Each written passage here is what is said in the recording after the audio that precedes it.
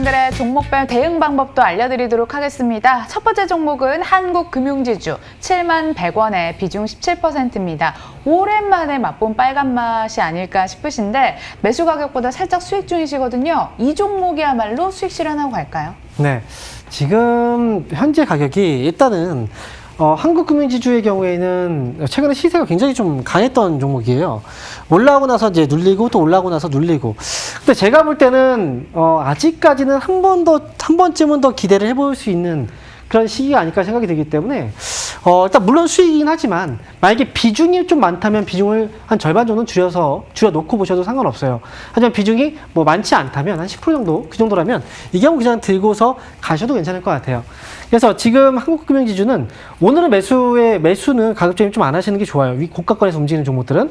그래서 매수는 추천드리지 않되 보유하고 계신 분들은 그냥 8만 원 정도까지 한 번 더 올라왔을 때 그때 정리를 하자. 그래서 보유 의견 그리고 매수는 유보 의견 드리겠습니다. 네, 기분 좋게 8만 원 올려다 보도록 하겠습니다. 다음은 현대일렉트릭 19,100원에 비중 24%입니다.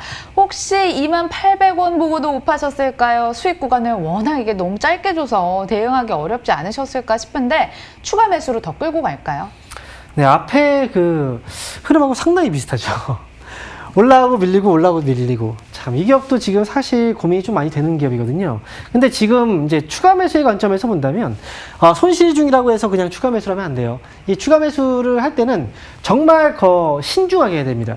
그리고 추가 매수는 떨어진다고 해서 계속 떨어질 때마다 추가 매수를 하는 게 아니고 딱 한 번 정도, 그리고 정말 필요하다 싶으면 2번 정도까지만 하시면 되고요. 그리고 그때는 정말 가격적인 메리트가 충분할 때, 그리고 지금 사면 이 다음에 더 빠질 확률이 진짜 없다라고 생각이 들 때, 그때 하는 겁니다. 지금은 하면 안 돼요. 이 기업은 차라리 흐름이 잡혔을 때 추가 매수 하시는 게 더 낫고, 지금 같은 경우에는 이제 추석 연휴 지나고 나서 17,000원 정도 이 가격을 넘어서게 된다면 아마 한 번 더 올라올 여지가 있어요. 17,000원 올라오는 거 확인해서 이때 돌파되면 그때 추가 매수를 그때 하시는 게 맞을 것 같고요. 추가 매수까지 한다면 이 기업은 이제 뭐 2만 원 정도, 19,000원 정도까지만 와도 수익이겠죠. 그러면 목표 주가는 19,000원으로 그렇게 가져가시면 되겠습니다. 오늘은 매수 유보 의견 드리겠습니다. 네, 이 종목도 19,000원까지 올려다 보도록 하겠습니다. 다음은 테스나인데요. 42,000원의 비중이 10%입니다. 해마다 주가가 오르다가 올해 대세 상승을 맞았는데 지금 수익이 아니지만 본전까지 오를 여지가 있을까요? 네, 테스나 같은 경우에는 사실 지금 수익이시네요. 예. 네. 수익이시군요. 네. 네, 알겠습니다. 네, 깜짝 놀랐습니다. 되게 수익이신데, 지금 수익 중인데, 현재 테스라의 경우에는, 크게 문제가 없어요. 이 기업은 앞으로의 관점에서 본다고 하더라도, 이 기업의 주가 과거부터 한번 흐름을 볼 필요가 있어요. 이 기업은 1년 정도의 주가가 움직였던 게 아니라, 정말 오랜 기간 동안의 주가가 계속 움직였던 그런 기업입니다. 최근에 고점이 한번 막히긴 했지만 앞으로 조금 더 우리가 볼 수 있다라고 생각을 하고요. 지금 테스나의 경우에는 사실 제가 볼 때는 5만 원 정도까지는 충분히 목표 주가 설정이 가능해요. 그러니까 차라리 조금 더 기다리셨다가 5만 원 정도 왔을 때 그때 절반 정도 또는 5만 원 왔을 때 그때 한번 수익 실현 그때 하자라고 해서 저는 테스나는 오늘은 이제 매수 관점에서 본다면 목표 주가 얼마 안 되잖아요. 굳이 매수할 필요는 없어요. 그래서 보유하고 계신 분들만 가져가시고요. 목표 주가 5만 원 매수 유보 의견 드리겠습니다. 보유자의 영역 여유롭게 5만 원 드리겠습니다. 다음은 제이준 코스메틱 4,700원의 비중이 50%입니다. 이분이 사연을 보내주셨는데 추가 매수해서 평단을 낮춰 빠져나올까 생각 중인데 전문가님의 고견 부탁드린다고 하시네요. 네, 매수 가격하고 비중 다시 한번 말씀해 주셨어요. 4,700원의 비중 50%입니다. 4,700원의 비중이 50%요. 그러면 지금 이게 거의 1년 정도가 넘어간 기업이고요. 그 다음에 제이준 코스메틱이 지금 아직까지 실적이 굉장히 좀 좋진 않은 상황이에요. 재무적으로서 한 번 더 좀 살펴볼 필요가 있는데, 자, 부채도 지금 현재, 70%대까지 일단 줄어들긴 했고, 그 다음에 차입금 규모도 단기 139억 원 정도, 그 다음에,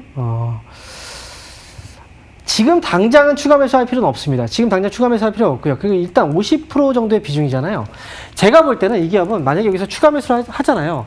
평균 단가는 많이 떨어질 거예요. 그런데 가격 차이가 있기 때문에. 그런데 50%에서 더 추가 매수를 한다고 해서 이 기업이 빨리 움직이지는 않거든요.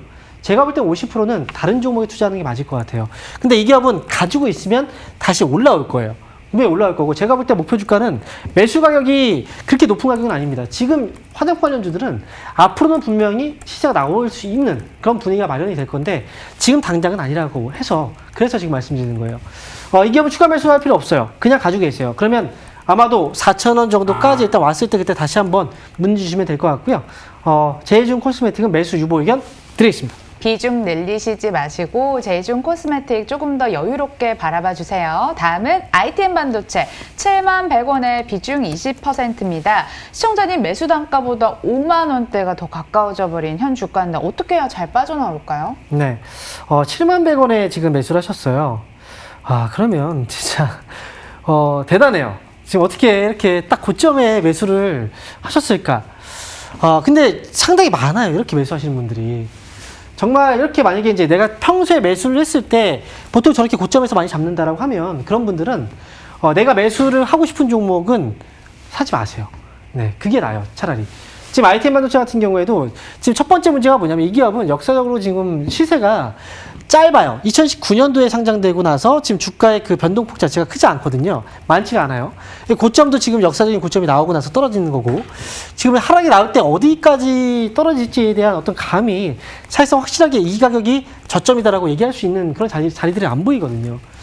ITM 반도체는 그냥 보유하고 계시는 게 맞을 것 같고요. 추가 매수도 하지 마세요. 제가 볼 때 이건 단계적으로 목표 주가를 세우시는 게 좋을 것 같습니다. 먼저 추석 지나고 나서 6만 원을 목표 주가 세우시고요. 6만 원을 강하게 올라온다면 그때는 6만 5천 원까지 목표 주가 세우세요. 그리고 6만 5천 원까지 오면 그때 다시 한번 유튜브를 통해서 연락 주시면 또 한번 봐드리도록 하겠습니다. 일단 목표 주가는 6만 5천 원까지 보고 가자라는 의견 드리겠고, 매수 유보하겠습니다. 네, 제시해 주신 가격대 오면 연락 주세요. 다음은 에코프로비엠입니다. 15만 5천 원의 비중 10%. 지난주 시장 하락할 때 2차 전지주가 유독 민감하게 반응을 했었거든요. 근데 아직 회복은 못했네요. 추가 매수가 괜찮을런지요? 네, 추가 매수를 할 수 있는 시기는 아니에요. 에코프로비엠도 마찬가지고요. 우리가 이제 흔히 이런 얘기를 하잖아요. 산이 높으면 골이 깊다라는 표현을 하잖아요. 다들 알고 있음에도 불구하고 나는 괜찮겠지 라고 생각을 많이 합니다. 근데 항상 내가 들어가면 또 이렇게 돼버려요. 그래서 여지 없습니다. 사실 주가는 올라가면 그만큼 변동성이 나오는 건 당연한 거고, 이렇게 빠지는 건 당연한 거예요. 흔들리는 건. 한 번 더 흔들릴 수도 있어요. 지금 추가 매수하시면 안 됩니다. 이거는 보유하고 그냥 가지고 가시면 되고요. 매수 가격 지금 현재 14,000원 정도인데, 일단 목표 주가는 15,000원 정도 설정해 놓고 15,000원 왔을 때 일단 정리를 하자라는 저는 의견을 드리도록 하겠습니다. 네, 목표 주가 15만 원 말씀하신 15만 원? 거죠? 네, 네. 15만 원으로 정리해 드리겠습니다. 다음은요, 대우부품과 이마트 둘 중에 뭘 살까요? 고민입니다. 수소차 관련주냐, 중국 소비주냐, 둘 다 시장에서 하반기 그리고 내년까지 기대감이 있는 분야로는 언급되고 있는데, 멘토님 생각이 궁금해지거든요. 네. 상당히 고민이 돼요.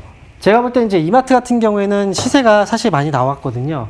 근데 지금 이마트는 앞으로의 업황 분위기로 보면, 역시 이제 스타컴에 대한 얘기를 좀 하시는 분들도 있는데, 사실 그 오프라인 쪽에서는 실적이 아직까지 확실하게 이제 퍼포먼스가 나오진 않아요.